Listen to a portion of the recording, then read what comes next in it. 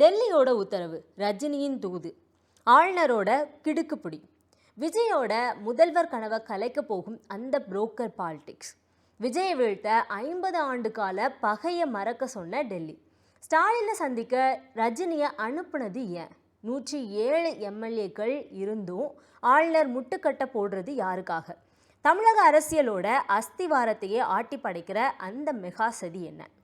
தமிழக வரலாற்றில் ஒருபோதும் கண்டிராத அரசியல் நிலநடுக்கம் இப்போ ஏற்பட்டிருக்கு. மக்கள் செல்வாக்கோட 107 இடங்களை பிடிச்ச தவிக தலைவர் விஜயை கோட்டைக்குள்ள நுழைய விடாம தடுக்கிறதுக்கு திரைக்கு பின்னாடி ஒரு மிகப்பெரிய சதுரங்க வேட்டை நடக்குது. காங்கிரஸை விஜய் கூட்டணியில சேர்த்தது தான் பாஜகவோட ஆத்திரத்துக்கு காரணமா? எடப்பாடியும் ஸ்டாலினும் கைகோர்க்க வேண்டும் அப்படின்னு ரஜினிகாந்த் மூலமா தூது விடப்பட்டதா?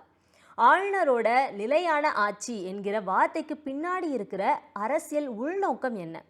விஜய் இந்த நெருக்கடியை எப்படி உடைக்க போறாரு? தமிழக அரசியல் களம் இப்போ ஒரு மிகப்பெரிய சதுரங்க வேட்டையாக மாறியிருக்கு. மே 4ஆம் தேதி தேர்தல் முடிவுகள் வெளியானதுல இருந்தே விஜய் தான் அடுத்த முதல்வர் என ஒரு பிம்பம் கட்டமைக்கப்பட்டாலும் திரைக்கு பின்னாடி நடக்கிற சதிகள் வேறொரு கதையை சொல்லுது. 107 இடங்களை வென்று தனிப்பெரும் கட்சியாக தவிக உருவெடுத்தும் ஏன் இன்னும் விஜயால ஆட்சி அமைக்க முடியவில்லை? அவரை தடுக்கிற அந்த மர்ம கரங்கள் யாரோடது? இந்த குழப்பங்களுக்கு பின்னாடி பாஜகவோட மிக நுட்பமான காய் நகர்த்தல்கள் இருப்பதாக அரசியல் விமர்சகர்கள் கருதுறாங்க.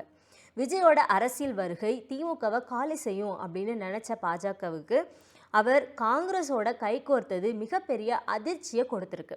2029 நாடாளுமன்ற தேர்தலை மனசுல வச்சு தமிழகத்தில் காங்கிரஸ் மீண்டும் பலம் பெறுவதை பாஜக விரும்பலை. இதற்காக தான் பரம எதிரிகளான திமுகவையும் அதிமுகவையும் ஒன்று சேர்க்கும் ஆப்ரேஷன் தொடங்கியிருக்கு. இதில் ஒரு ட்ரிகர் பாயிண்டாக செயல்பட்டது தான் சூப்பர் ஸ்டார் ரஜினிகாந்த் என சொல்லப்படுது. ஸ்டாலினை ரஜினிகாந்த் சந்தித்த பிறகுதான் அதிமுகவை ஆதரிப்பதற்கான பிடிவாதம் ஸ்டாலினிடம் தளர்ந்ததாக தெரியுது. டெல்லியிலிருந்து இதற்கான கட்டளைகள் பிறப்பிக்கப்பட்டதாக தகவல்கள் கசியுது. ஆளுநரோட கிடுக்குப்பிடிக்கு காரணம் என்ன? ஆளுநர் ராஜேந்திர விஸ்வநாத் அர்லேக்கர் ஏன் இன்னும் விஜயை அழைக்கல? சட்டம் என்ன சொல்லுது? பொதுவாக தனிப்பெரும் கட்சியை தான் ஆளுநர் அழைக்கணும்.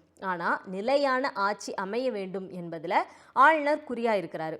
112 இடங்களோட விஜய் உரிமை கோரினா கூட மீதமுள்ள 6 இடங்கள் அவர் எப்படி பிடிப்பாரு அப்படிங்கிறதுல ஆளுநருக்கு சந்தேகம் இருக்குது.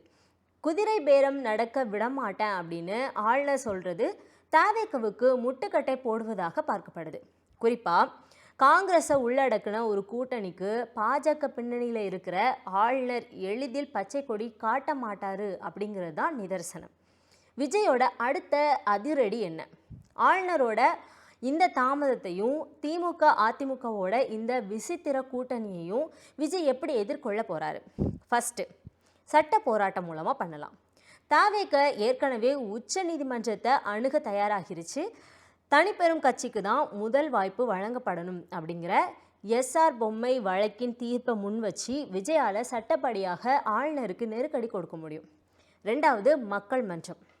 ஆளுநர் தொடர்ந்து நிராகரிச்சா தமிழகம் தழுவிய பிரமாண்ட போராட்டங்களை தவிக முன்னெடுக்கும். 108 எம்எல்ஏக்களும் ராஜினாமா செய்வார்கள் என கசிந்த தகவல்கள் ஒருவேளை ஆளுநரை மிரள வைக்கவும் வாய்ப்பு இருக்கு. 3வது, கூட்டணி விரிவாக்கம். கம்யூனிஸ்ட் மற்றும் விசிகவை நோக்கி தவிக எடுத்து வரும் அதிரடி நகர்வுகள் 118 என்கிற மேஜிக் நம்பரை எட்டிடுச்சு அப்படின்னா ஆளுநரால விஜயை ஒரு நொடி கூட தடுத்து நிறுத்த முடியாது. தமிழகத்தோட தர்ம யுத்தம் இப்போதான் தொடங்கியிருக்கு. கோட்டையில் கொடி ஏற்ற போவது விஜயா அல்லது திராவிட கட்சிகளோட சரண்டர் அரசியலா? பதில் ஆளுநர் மாளிகை கிட்ட தான் இருக்கு. தமிழக அரசியல் களம் இப்போ ஒரு மிகப்பெரிய தர்ம யுத்தத்தை சந்திச்சிட்டு இருக்கு. 107 தொகுதியில வெற்றி பெற்று மக்கள் கொடுத்த அங்கீகாரத்தை சட்ட ரீதியான நுணுக்கங்களை வச்சும் திரைக்கு பின்னாடி நடக்கிற அதிகார போட்டிகளை வச்சும் முடக்க நினைக்கிற இந்த அரசியல் ஆட்டம் ஜனநாயகத்துக்கு சவாலாக மாறி இருக்கு. விஜயோட வளர்ச்சியை தடுக்க டெல்லி போடுற கணக்குகளும் ரஜினியோட மத்தியஸ்தமும் திமுக அதிமுகவோட இந்த திடீர் நெருக்கமும் ஒரு தற்காலிக தீர்வாக அமையலாம். ஆனால் மக்களால் தேர்ந்தெடுக்கப்பட்ட எம்எல்ஏக்களோட பலமும் தார்மீக உரிமையும் விஜயோட பக்கம் இருக்கிறத யாராலையுமே மறுக்க முடியாது. ஆழ்ந்த மாளிகையிலிருந்து வரப்போகிற அந்த ஒரு அறிவிப்பு தமிழகத்தில் ஒரு புதிய புரட்சி ஏற்படுத்துமா அல்லது குடியரசுத் தலைவர் ஆட்சி என்கிற இக்கட்டான சூழலுக்கு தள்ளுமாங்கிறத பொறுத்திருந்து தான் பார்க்கணும். விஜயோட அடுத்த கட்ட நகர்வு என்ன? உச்சநீதிமன்றத்தை நாடுவாரா அல்லது மக்கள் மன்றத்தில் போராட்டத்தை தொடங்குவாரா?